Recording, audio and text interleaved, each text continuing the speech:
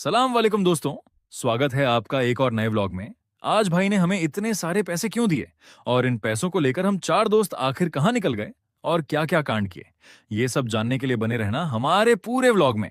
तो सुबह सुबह भाई जूते पहनकर एकदम तैयार हो गए। फिर हम चार दोस्त गाड़ी में बैठे और निकल पड़े अपने सफर पर। सबसे पहले हम पहुंचे लोहारियां दरगाह के पास। वहां हमारे जीजा जी ने हमारे साथ एक मेहमान का भेज दिया और बोले, भाई इनको सही सलामत भीलवाड़ा रेलवे स्टेशन छोड़ देना।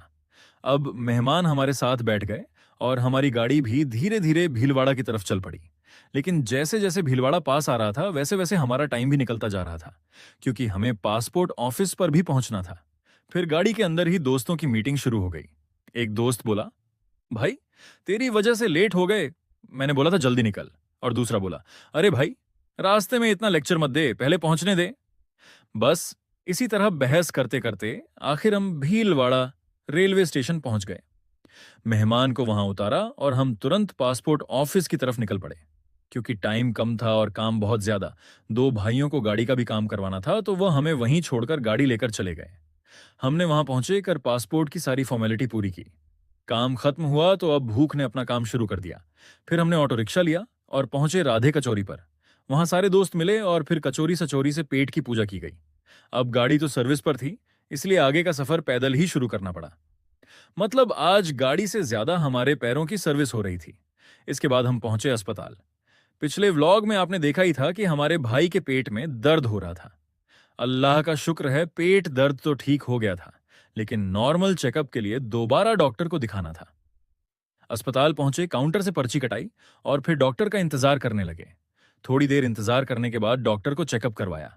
डॉक्टर ने भी बोल दिया, नॉर्मल है, कोई ज्यादा दिक्कत नहीं है। 4-5 दिन की दवाई और खा लो, ठीक हो जाओगे। बस फिर क्या था, भाई की रिपोर्ट भी नॉर्मल और हमारा टेंशन भी नॉर्मल। वहां से निकलकर हम फिर आगे बढ़े।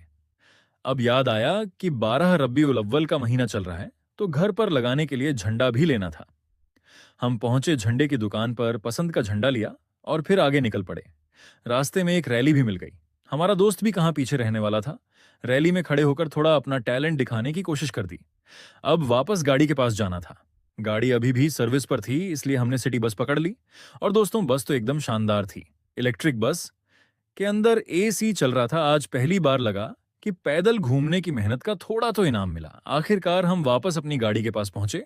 गाड़ी भी सर्विस होकर तैयार थी। चारों दोस्त वापस गाड़ी में बैठे और फिर घर की तरफ रवाना हो गए।